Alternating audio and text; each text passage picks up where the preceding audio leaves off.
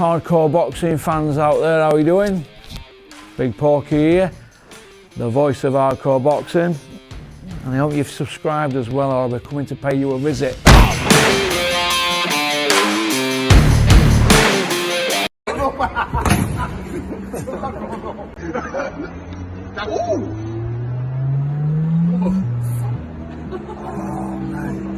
Yes.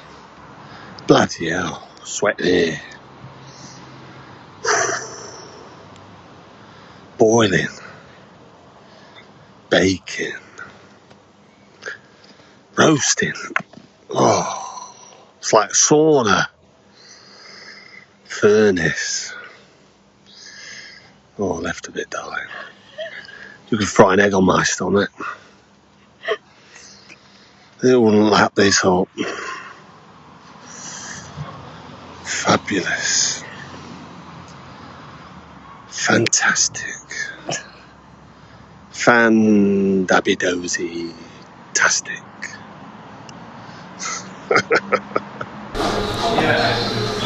I'm Peter Fury, and don't forget to subscribe to Porky's Corner, because I've been a helmet of the month and you need to listen to me. Yeah?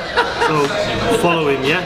And get the fella some followers up, for Christ's sake. He wears his heart on his sleeve, he's a good man, Russ. So follow Porky's Corner, he says it as it is, and you know, I appreciate the helmet of the month, Russ. No problem, thank you very much. You're welcome, mate.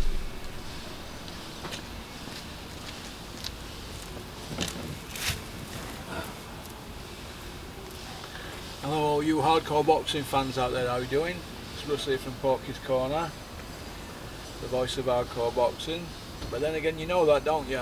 So that's why you've tuned in.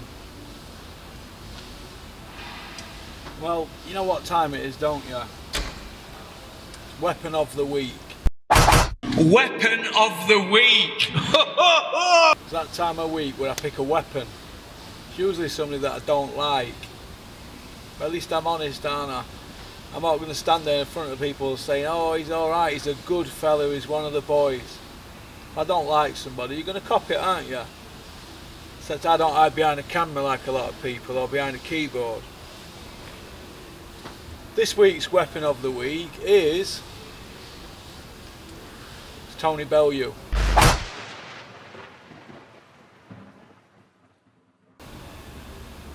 You know, right, Tony?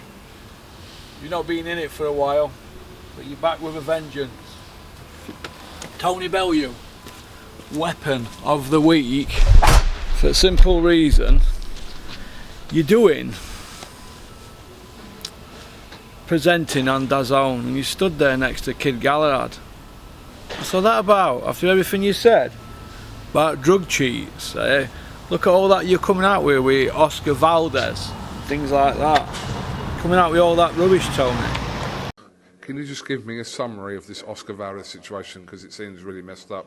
Do you want a genuine summary? Yes. It's a fucking disgrace that the fight's going ahead, if it does go ahead. And what the fuck's going to go on if that boy gets hurt? Someone tell me. If Robson Conceição gets hurt, people are going to jail. They've got to go to jail. That's me summary of it all. Do not let this fight happen. That athletic commission who is I can't even pronounce the name of it. It's like the Wachutu tribe in the Ace Ventura. Is it that one? Some kind of crazy, I don't know the name of it. It's like, I can't even remember. I've just remembered that tribe out of Ace Ventura, but it's like some crazy name anyway. I'm not even sure it's a place. So they've approved this fight when a man has had an A and a B sample come in, a B sample as well come in, and they're both reading the same thing. Bear in mind, that's a huge masking agent as well. So I'm just going off reading Victor Conte's words. I can't believe I just said that, but yeah, I did read his words and what he said. It's insane, mate. It's insane. And you know, if Robson Conceição gets hurt in that fight, Coogan, right, that could be the end of boxing. That's how bad this boxing could be forced underground. That is an illegal act. Someone is going in with an unfair advantage. Simple as that. Can you just talk to me quickly about Varda and Wada not singing off the same hymn sheet? How this is a hindrance in boxing, because it seems. I don't genuinely know the answer to it, Coogan, if I'm being totally honest. What I will say is I do think Varda are the best organisation out of all of them, and they're the only ones who come out and go, when a fighter fails, no matter how big the fight is, they just go, he's failed. They just go, he's failed. There's no debating, there's no nothing, they just go, he's failed. Whereas these other organisations like UCAD, like WADA go, well, we think he could have failed. In competition, out of competition. Yeah, they failed or he didn't. Just come out and say it. And there's no middle ground, there's no grey area with VADA. They just say, you failed, mate. And we don't give a sue us then, and we'll just show you the fail. but UCAD come out and go, he said he's going to sue us. Has he failed or hasn't he? But he said he's going to sue us and do us for defamation and whatever. So what? If he's failed, he's failed. So I just think they're not worth a balloon. And I'm someone who's passed over 100 drug tests in my career. Over 100. I've been 100 times I've been tested, amateur and professional.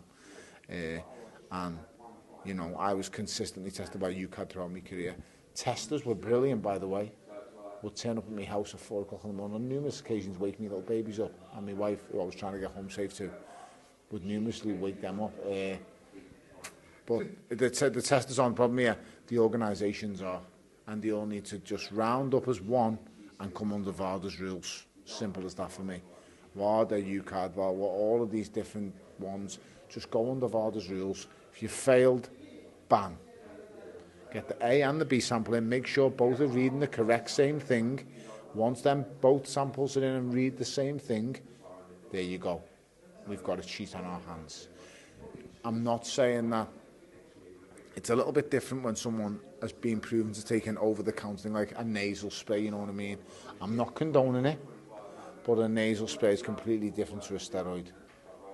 It really is. And various other masking agents. So and also look at the rate this is going on and in the places that it's going on, and start doing something about it. It's going up in numbers in certain places, and that needs to be addressed and looked at. So, you know, it's something that needs to be done. But yeah, you sat there next to Kid Gallagher, high-fiving him. What's all that about? Hey.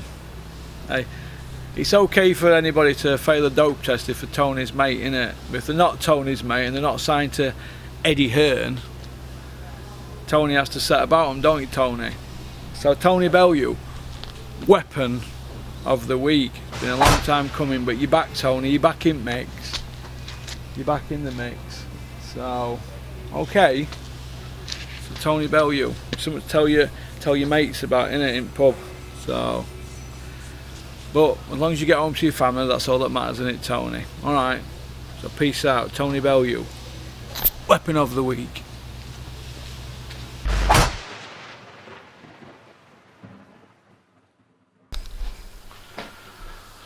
Nice little delicate black into the corner.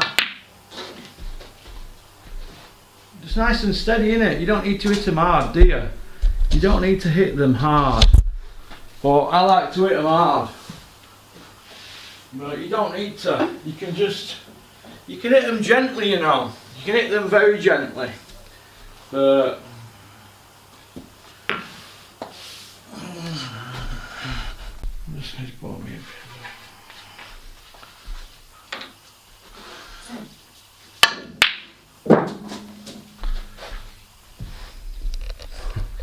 when you can pot like that, you're not frightened of taking on anybody. I'll take anybody on at snooker. Anybody wants to play me, come and fetch your money and I will relieve you of it. Everybody knows that I couldn't play snooker for years because whenever it come to brown ball, I'd always be thinking about going and scoring some brown, which is heroin, a nickname for heroin. So, but I'm over it now. I'm over it now and I'm able to just pot the brown and not think about going and getting anything else, any drugs. Anyway, where was I? Go get that foil, Foggy. I'm only joking, Nicola. My drug days are gone.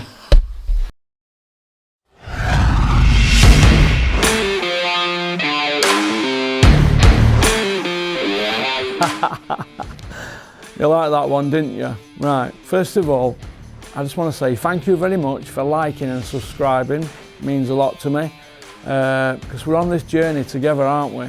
So anybody got any ideas for the channel, fire them over to me, porkycorner@mail.com. All right. Shout out to Innovation Alloys and South Yorkshire Packaging. All right. Don't forget to subscribe. Keep on trucking.